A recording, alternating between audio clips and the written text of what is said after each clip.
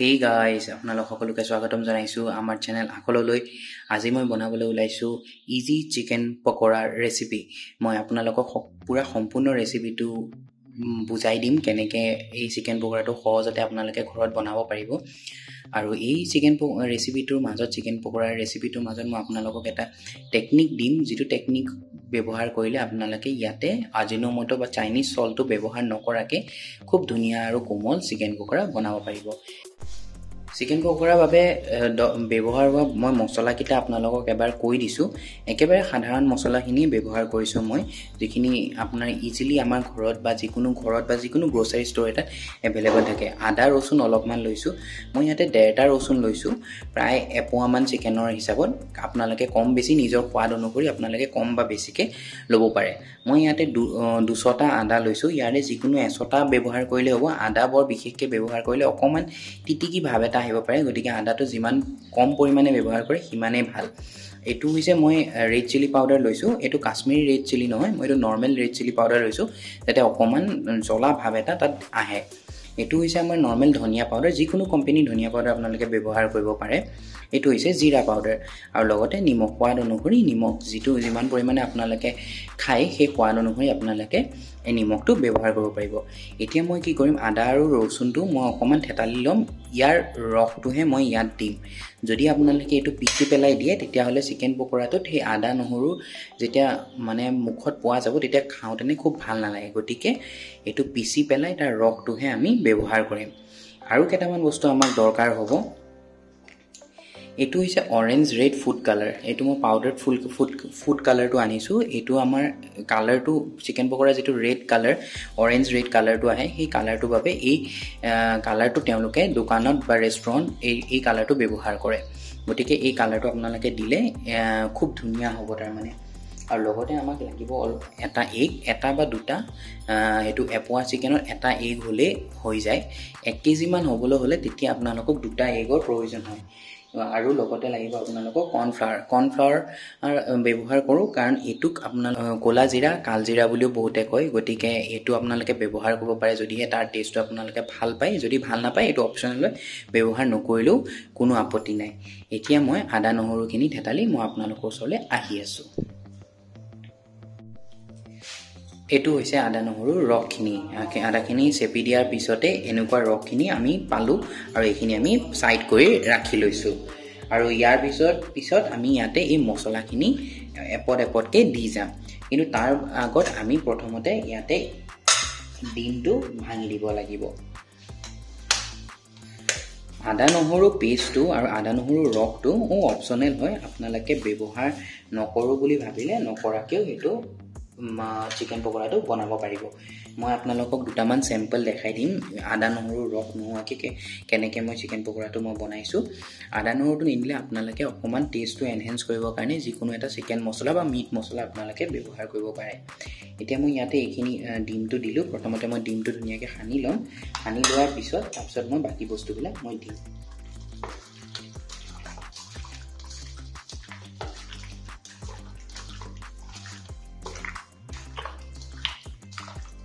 মই হাতে ব্যৱহাৰ কৰিছোঁ। হাতেৰে মানে কৰিবলৈ হ'লে তেতিয়া খুব ধুনীয়াকৈ চিকেনখিনি মানে কোট হৈ যায়। ডিমখিনি প্ৰথমতে ভালদৰে সানি লোৱাৰ পিছত আমি ইয়াতে মানে কৰ্ণফ্লাৱাৰটো ঢালিম। তাৰমানে এতিয়া ধুনীয়াকৈ ইয়াতে আমি কৰ্ণফ্লাৱাৰটো ঢালি দিম। কৰ্ণফ্লাৱাৰটো বহুত বেছিও দৰকাৰ নাথাকে, কিন্তু অলপ পৰিমাণে দৰকাৰ হয়, যেতিয়ালৈকে আপোনাৰ অলপমান মানে মানে পেষ্ট টাইপ হৈ নাযায়। এতিয়ালৈকে মই ইয়াতে আদা নহৰু পেষ্টটো দিয়া নাই, মই জাষ্ট অকল কৰ্ণফ্লাৱাৰটো দিছোঁ। হ'লেও এপোৱামান চিকেনৰ কাৰণে 3 টেবল স্পুন আপোনাৰ কৰ্ণফ্লাৱাৰ মানে ব্যৱহাৰ কৰিলে হৈ যায়। মই এটা আন্দাজ সদায় বনাই থাকোঁ কাৰণে মোৰ এটা আন্দাজ হৈ গৈছে, গতিকে মই সেই আন্দাজ অনুসৰি কৰ্ণফ্লাৱাৰটো দি দিছোঁ। ফুটি উঠে।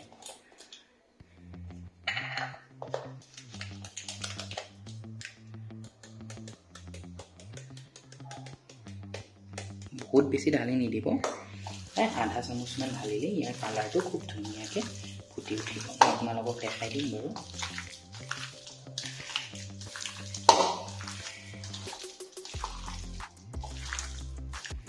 আৰু নহৰু ৰসখিনিও ঢালিম।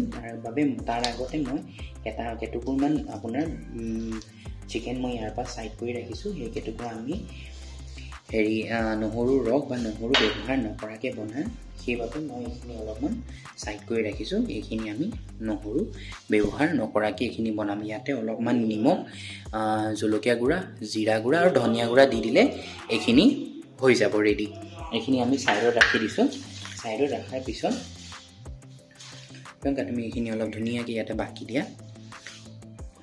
প্ৰথমতে তুমি অলপমান ধনিয়া গুড়াটো দিয়া, দিয়া সেইটো দিয়া। বাছ অলপমান জিৰা গুড়া দিয়া, জিৰা গুড়াটো অলপমান কমাই দিবা। হৈ যাব। এতিয়া জলকীয়া গুড়াটো ঢালা, গোটেইটো নালাগে, অলপমান দিয়া, বাছ হৈ যাব।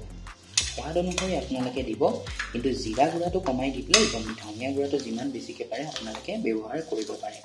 আৰু ইয়াতে যদি আপোনালোকে ক'লা জিৰাটো, মই ইয়াতে কালজিৰা, ক'লা জিৰা যিটোৱে আপোনালোকে কয় সেইটো মই আনি ৰাখিছোঁ। যদি কিবা কাৰণে আপোনালোকে এইটোৰ ফ্লেভাৰটো ভাল পায় তেতিয়াহ'লে আপোনালোকে ইয়াতে দি এইটো ব্যৱহাৰ কৰিব পাৰে।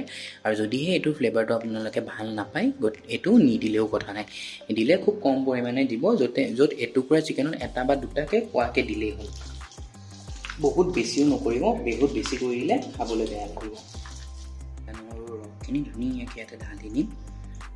যদি কিবা লাম্পছ থাকে সেইখিনি আপোনালোকে ইয়াৰ পৰা আঁতৰাই ৰাখিব, মানে যিখিনি টুকুৰা যদি থাকে সেইটো আঁতৰাই ৰাখি দিলে ধুনীয়াকৈ সানি দিয়াৰ পিছত নহৰুখিনি, আদা নহৰুৰ যিটো গোন্ধ আছে সেই গোন্ধটো ইয়াতে ধুনীয়াকৈ মিক্স আপ হৈ যাব।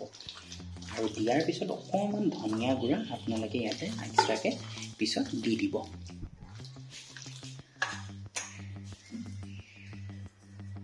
বাছ ইয়াতে মই যিটো আপোনালোকক আগতে মেনশ্যন কৰিছিলোঁ বা মই ডেছক্ৰিপশ্যনতো লিখিছোঁ যে মই আপোনালোকক এটা টেকনিক দেখুৱাম, যিটো টেকনিক ব্যৱহাৰ কৰিলে আপোনালোকে ইয়াতে আজিনোমোটো বা চাইনিজ চল্ট ব্যৱহাৰ কৰিবলগীয়া নহয়। সেইটো হৈছে যে চিকেনখিনি আপোনালোকে অভাৰনাইট ব্ৰাইন কৰি ৰাখিব। এইটো হৈছে টেকনিকটো যিটো মই আপোনালোকক ক'ব বিচাৰিছিলোঁ।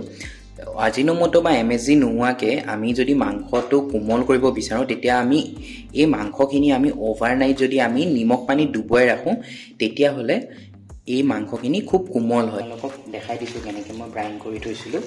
তেলেই ব্যৱহাৰ কৰিছোঁ। মই প্ৰথমতে মিঠাতেলখিনি ধুনীয়াকৈ গৰম হ'বলৈ মই কেৰাহীটোত পাতি দিছোঁ।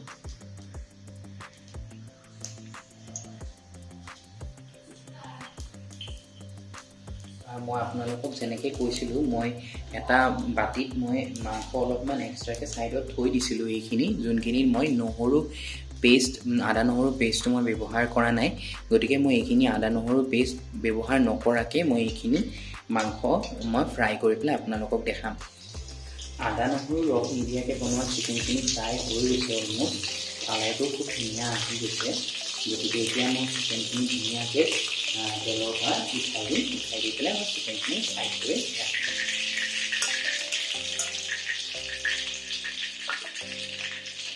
দি দিওঁ।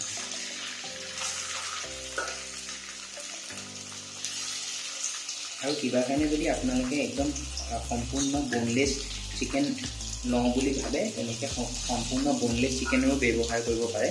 সম্পূৰ্ণ বোনলেছ চিকেন দি ব্যৱহাৰ কৰিলে, গতিকে আপোনালোকে তেতিয়া এই বনৰ যিখিনি আপোনাৰ থাকিব, বন থকা চিকেন, সেইখিনি আপোনালোকে ব্যৱহাৰ নকৰি পেলাই চিকেনৰ বুকুৰ মাংসখিনিও আপোনালোকে ব্যৱহাৰ কৰিব পাৰে, বা আপোনালোকে বোনলেছ চিকেনো কিনি আনি পেলাই আপোনালোকে সেইখিনিৰেও চিকেন পকৰা বনাব পাৰে। আৰু চিকেন পকৰা বনাবলৈ সাধাৰণতে পিচবিলাক অলপ সৰু হ'লে ভাল হয়, এনেকুৱামান চাইজ হ'লে খুব ভাল হয়। কিন্তু ইয়াতে ধৰক চিকেনখিনি কাটোতেনে ধৰক অলপমান ইফাল সিফাল হৈয়ে যায়, গতিকে কাটোতেনে ইমান খুব ধুনীয়া সুন্দৰ পিচ নকৰিলে তেওঁ, কিন্তু ধৰক অকণমান চাইজটো সৰু হ'লে ভাল হয় আপোনাৰ খাবলৈ, তেতিয়া ভিতৰলৈকে খুব ধুনীয়াকৈ ফ্ৰাই হৈ যায় আৰু আপোনাৰ মানে টেষ্টটো আপোনাৰ ভাল হয়। মই গোটেইখিনি চিকেন মই অলপমান এইবাৰ বেছিকেই দি দিছোঁ, কাৰণ ইয়াতে মোৰ অলপ চিকেন বেছিকৈ আছে, আপোনালোকে বেছিকৈও দি দিব পাৰে, কোনো ইয়াতে প্ৰব্লেম নহয়। যিমান খালী ঠাইবোৰ আছে মই খালী ঠাইবোৰ চিকেনেৰে পুৰ কৰি গৈছোঁ।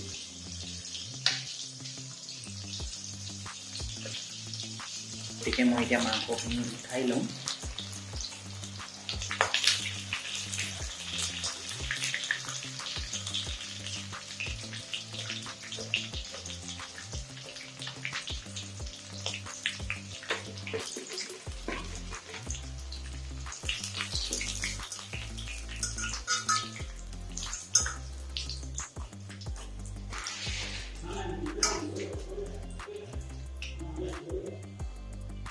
কালাৰটো কিমান ধুনীয়া হৈছে আপোনালোকে দেখা পাইছে চাগে গতিকে এইখিনি ধুনীয়াকৈ আমি ইয়াতে ৰাখি লওঁ এতিয়া ইয়াতে মই যিখিনি আলজিৰা বা ক'লা জিৰা দিছিলোঁ সেই চিকেনখিনি ইয়াতে বাকী আছে সেই চিকেনখিনি আমি ধুনীয়াকৈ তেলত দি দিওঁ এনেকৈ আপোনালোকে ডাইৰেক্ট চিকেনখিনি দি দিলেও কথা নাই পিছত এইখিনি লগাই পেলাই ছেপাৰেট কৰি দিব আৰু অকণমান ফ্ৰাই হৈ গ'লে চিকেনখিনি ধুনীয়াকৈ ছেপাৰেট কৰি দিব মই ধুনীয়াকৈ বাতিটোত যিখিনি মাংস আছে গোটেইখিনি দি দিছোঁ তেতিয়া মই ফ্ৰাই কৰিবলৈ এৰি দিছোঁ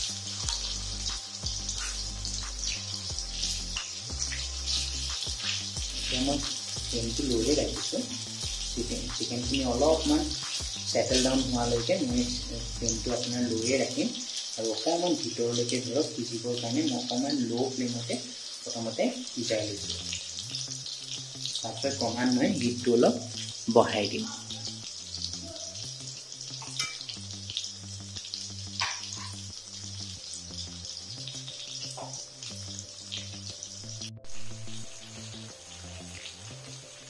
চিকেনখিনি চাওকচোন কি ধুনীয়া ক্ৰিস্পি হৈছে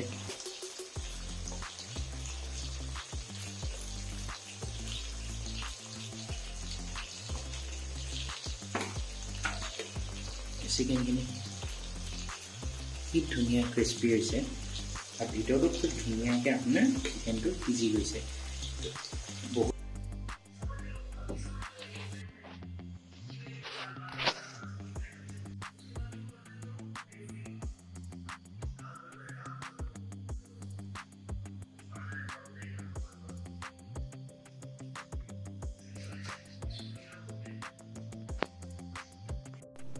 এতিয়া আমি চাহৰ লগত চিকেন পকৰাটো এনজয় কৰিবলৈ লৈছোঁ আশা কৰোঁ আপোনালোকে ভিডিঅ'টো চাই ভাল পালে গতিকে ভিডিঅ'টোক সময় দিয়াৰ বাবে মই আপোনালোকক ধন্যবাদ জনাইছোঁ মই আকৌ সোনকালেই এটা নতুন ভিডিঅ' লৈ আপোনালোকৰ ওচৰলৈ আহি আছোঁ আপোনালোকৰ দিনটো শুভ হওক ষ্টে ছেফ ষ্টে ষ্ট্ৰং